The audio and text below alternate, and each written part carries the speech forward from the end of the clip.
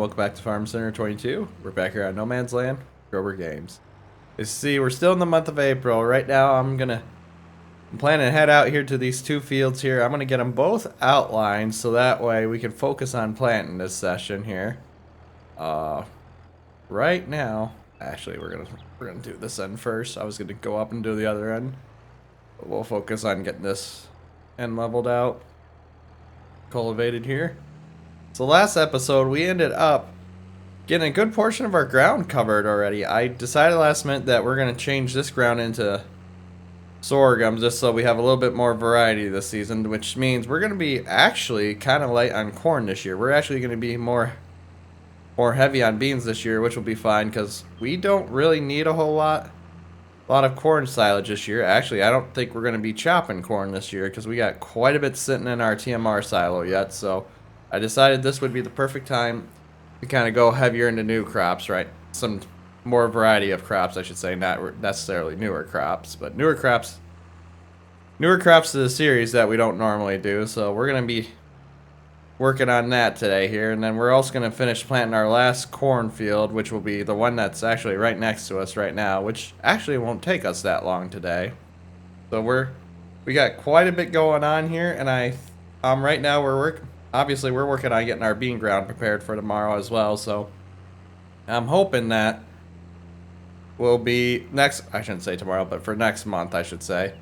I'm hoping that we'll be able to get a bunch of that stuff knocked out here because we got this ground here and that ground over there, and then we got the bigger piece way back there to do for beans yet, so we'll have quite a bit of planting to do yet. So what I was thinking is that I'll probably end up outlining the fields when it comes to that month. We'll also have to worry about getting our cattle cut up on feed to next month as well, because I've found it's about a month or two before we have to start worrying about getting them caught back up on feed, so we'll have to worry about getting that done next month as well. So we'll have quite a bit to do.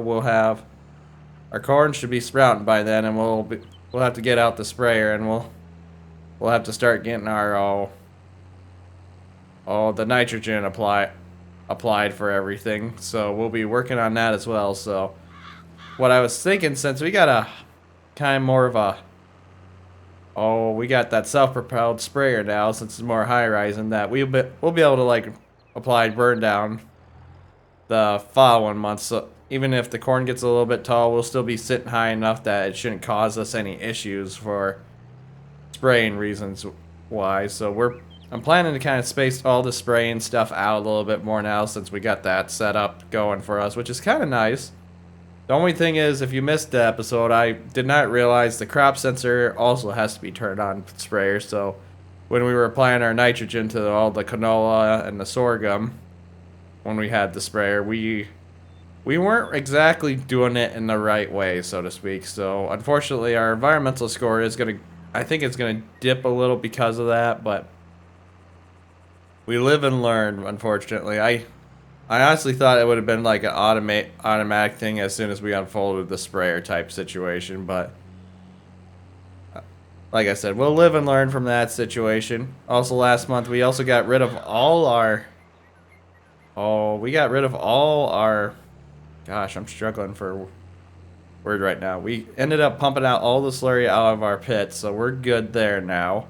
I think that we might start putting the slurry straight into the BGA. I know earlier in the series I said I didn't want to do that because I felt like it was going to be easy money, but we actually didn't make that much off it.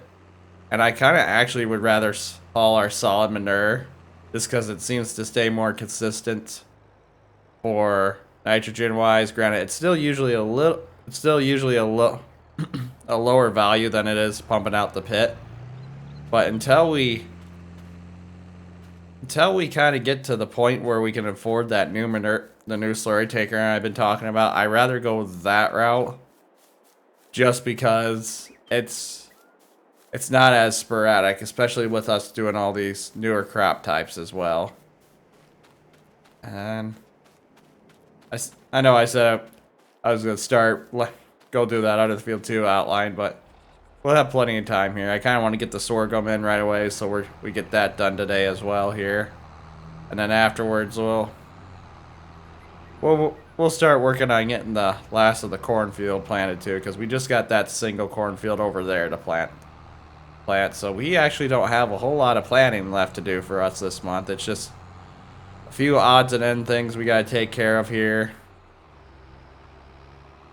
along with getting ready for next month. But I think we actually might have overbought for seeds, just because I was originally planning to do that bigger field out back into corn as well, but I think it'll be good for us to cut back on corn a little bit. It always takes us quite a bit of time to get it harvested, so this will be, with everything spread out like this, I think it'll help us a little bit better in the long run, so to speak. There we go. Now we got lowered. But we're gonna, like I said, we're gonna get this sold in sorghum, and then when we harvest this sorghum, we'll come out here and apply some manure to it, get worked under, and then we'll plant some. We'll drill some grass here, and then this will be our grass field again for the next couple of years till we get a decent amount of hay again, and we get a decent amount of silage. I honestly think just one shopping session off this field will give us enough grass silage for the beef cattle for quite a while, so I'm not too concerned about that right now. In fact, I kind of figure per batch of feed we're doing about 10,000 liters of silage. Yeah, about 10,000 liters. So we're going. I think it usually takes about 2 batches to completely fill that up. So we're still good yet, because I think we had about 70,000 liters yet in stave silo back at the BGA. So we're nowhere near to getting to the point where it should be a major issue type thing.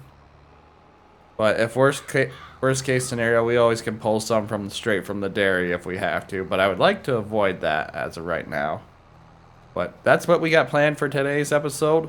We're going to jump into the time lapse here, and we're going to see what we can get done today. So we'll see you guys in a bit.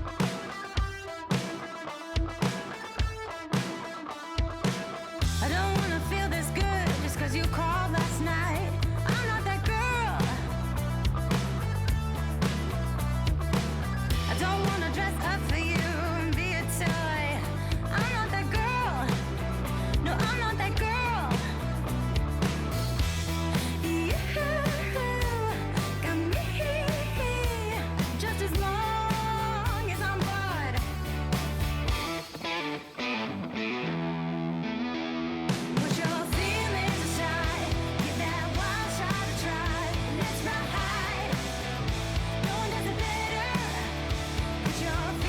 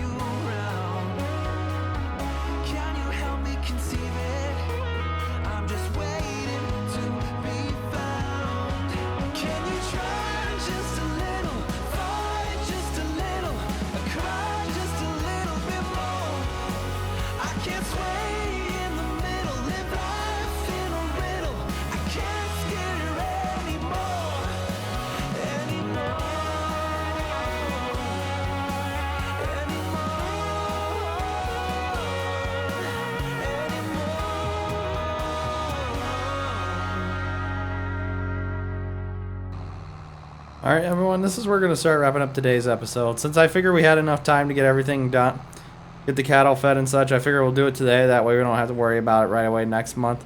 Right. And I wanted to get all this silage unloaded that we've been sitting on for a while, so I figured good time as ever was now to get all this stuff done quickly here. We should have enough space now in our... Oh yeah, we'll definitely have enough space now to get all that stuff in there, so... Overall, it was a fairly good day for us. We got a lot of stuff knocked out, and we got all our corn in. Granted, we're not going to have much this year, which will be a different but nice change of pace, I think, for the series. We'll have quite a bit more variety crops, and I'm keeping an eye on the markets, too, just so I don't accidentally get too distracted and forget to sell off our planks and stuff like that. Also, haven't looked at soybeans yet. I wonder how we're doing there. Okay, so we got some time before the soybeans will be ready to sell too. And the last thing I haven't checked on lately is how is our dairy doing? Looks like we're almost out of milk at our dairy, so that'll be getting actually probably shut down here shortly then. I think we got enough butter, so we'll stop producing that. That'll keep the dairy busy for a little bit yet, I'm hoping. Yeah, hopefully.